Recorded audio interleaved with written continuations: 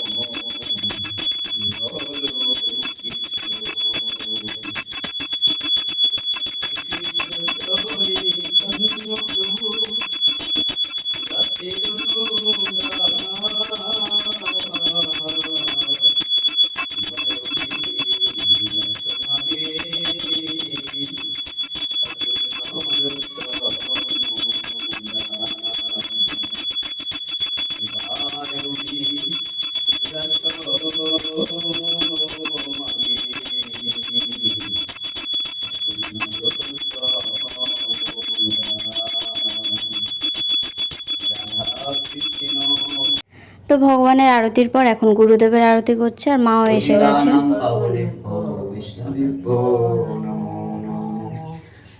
নাম সৃষ্টং মনমোপি সচিপুত্রমত্র স্বরূপং রূপং দশ। তো আরতি করার পর বাবা সকালে বাল্যভোগ দেবে। তো মা মন্দিরে রয়েছে, ওই জন্য আমি সকালের কাজগুলো করে নিচ্ছি। তো আজকে বাবার অফ ডে, সপ্তাহে একটা দিন করে বাবার অফ ডে থাকে। তো যেদিন যেদিন স্কুল থাকে সেদিন মা তাড়াতাড়ি মন্দির থেকে নেমে আসে রান্নার জন্য, আর যেদিন অফ ডে থাকে তো সেদিন অনেকটা সময় মন্দিরে থাকে, আরতি করে, সম্পূর্ণ করে আরতিটা। তো সকালের কাজকর্ম সেরে এখন আমি চলে এসেছি বাগানে, কিছু শাক তুলে নেব, আর একটা কুমড়ো হয়েছে তো এটাও তুলে নিচ্ছি। আর আজকে বাবা বাগান পরিষ্কার করে দেবে, তো এরপরে অন্য কিছু সবজি দেওয়ার জন্য। আর এই যে দেখুন, এটা হচ্ছে বিষফল গাছ। না না, আপনারা ঠিকই দেখছেন, এটা লঙ্কা গাছ। তবে এটা বিষফল বলার কারণ হচ্ছে এই লঙ্কাটা এত ঝাল, তো একটা লঙ্কা তো কোনো মতে খাওয়া যাবে না, আর তরকারি করলেও সেটা একটা লঙ্কাতেই হয়ে যাবে। তো গাছের সমস্ত লঙ্কাগুলোই পেকে গেছে, কারণ তোলাও হয় না আর খাওয়া হয় না ঝালের জন্য। তো ছোট যখন ছিল তখন কয়েকটা খাওয়া হয়েছিল রান্না করে। আর এই যে আমাদের বাগানের এক সাইডে রয়েছে একটা বড় লেবু গাছ। তো এই লেবু গাছটা আপনা থেকেই হয়েছে, কোনো রকম চারা পোতা হয়নি বা দানা পোতা হয়নি, তো দানা পড়ে হয়েছে। আর এই যে রান্নাঘরের এক সাইডেই হয়েছে, জানালার কাছে। তো বাবা বাজার থেকে লেবু আনতো, তো কোনো কারণে হয়তো পচে গেল বা কিছু, মা ওই জানালা দিয়েই হাত বাড়িয়ে ফেলে দিয়েছে, আর ওখান থেকেই গাছটা হয়েছে। তো সেই কারণে গাছটা একটা সাইড হয়ে বেড়ে উঠেছে। তো প্রতি বছর বাবা কিছুটা করে ডাল কেটে দেয়, নাহলে অনেকটা জায়গা কভার করে নেয় বাগানের। আর এই লেবুটা এখন ছোট ছোট রয়েছে, অনেকটা বড় হয়, আর এই লেবুটাও প্রচন্ড টক খেতে। আর এই লেবুটার নামটাও আমি ঠিক জানি না। আর এই যে এই গাছটা, এটা আমার খুব যত্নের গাছ, মানে যত্ন করেই আমি বড় করেছি বলতে পারেন। তো এটাও একটা লেবু গাছ, গন্ধরাজ লেবু। না, এই গাছটা আপনা থেকে হয়নি, এটা ডাল পোতা হয়েছে। আর এই গাছটার বয়স হচ্ছে 4 বছর। তো 3 বছর বয়সে এটা ফল দিয়েছে, আর এই বছরটা হচ্ছে 4 বছর। তো অনেক কটা লেবু হয়েছে, আর এই গাছটা অনেক যত্ন করে আমি বড় করেছি, আগেই বললাম। তো প্রতি বর্ষার পরে এটা আমি পরিষ্কার করে দিতাম। তো বর্ষার সময়টা এই বাগানের দিকটা আসা যায় না, একেবারে জঙ্গল হয়ে যায়। তো বর্ষার পরে আমি পরিষ্কার করে দিতাম, আর জল দেওয়া তো রয়েছে, তো পরিষ্কার করতাম আর ভাবতাম যে কবে ফুল আসবে। আর এই যে দেখুন, এই জিনিসটা হয়েছে আমাদের বাগানে। তো এরকম জিনিস আমি এই ফার্স্ট টাইম দেখলাম। তো আমি কেন, বাড়ির সবাই যারাই দেখেছে তারাই বলছে যে এরকম আমরা ফার্স্ট টাইম দেখলাম এই জিনিসটা। তো কেউ যদি জেনে থাকেন যে এটা কি হতে পারে, তো কমেন্টে অবশ্যই জানাবেন। এটা তো দেখেই বুঝতে পারছেন যে একটা ফুল, তো কিসের ফুল সেটাই জানার বিষয়। আর ফুলটা এত সুন্দর দেখতে লাগছিল, আমি ভিডিও না করে পারলাম না।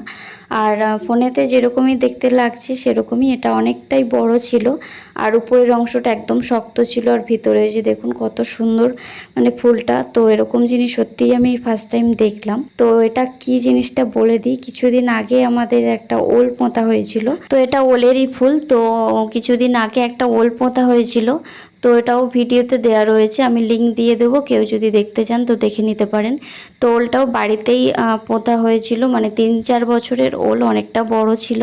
তো সেই ওলটা আবার পোঁতা হয়েছিল, তো সেখান থেকে এই ফুলটা বেরিয়েছে, অনেকটা বড় হোক ছিল, তো সেখান থেকে এই ফুলটা হয়েছে। আর বাবা বলছিল ফুলটা ভেঙে দেওয়ার জন্য, না হলে নাকি গাছ বেরোবে না। তো এই ছিল আমার বাগানের কিছু জিনিসপত্র, সেটা আপনাদের সাথে শেয়ার করলাম। তো তারপর চলে এসেছি মন্দিরে প্রণাম করতে আর তুলসী গাছে জল দিতে। তো মন্দির থেকে নামার পর আমি এখন দুপুরে রান্নার জন্য কিছু সবজি কেটে নিচ্ছি। আর মা এই সময়টাতে গেছে মায়ের দিদার বাড়ি। তো আমাদের একই গ্রামে বাড়ি, 2 মিনিটের রাস্তা। তো উনি কয়েকদিন হলো পড়ে গেছে, তো বাবা কিছু ওষুধ দিয়েছে, সেটা মা দিতে গেছে। তো মায়ের কোনো নিজস্ব মামা নেই, তো ওই জন্য উনি বাড়িতে একা থাকে আর আমাদের বাড়িতে তো যাতায়াত করে। তো ওখান থেকে আসার পর মা রান্না বসিয়ে দিয়েছে, আর হচ্ছে পনিরের তরকারি আর 3 রকম তরকারি হবে। তো বাবার যেদিন যেদিন ছুটি থাকে তো অনেক রকমের পদ দিয়ে ভগবানের সেবা দেওয়া হয়, আর যেদিন স্কুল থাকে তো সেদিন 2-3 রকমের পদ দিয়ে ভগবানের সেবা দেওয়া হয়, কারণ সময় হয় না বেশি রকমের পদ রান্না করা। তো তারপর ভগবানের ভোগ নিবেদন করতে হয়। তো ভগবানের নিবেদনের পর সেই প্রসাদ খেয়ে বাবা স্কুলে যায়।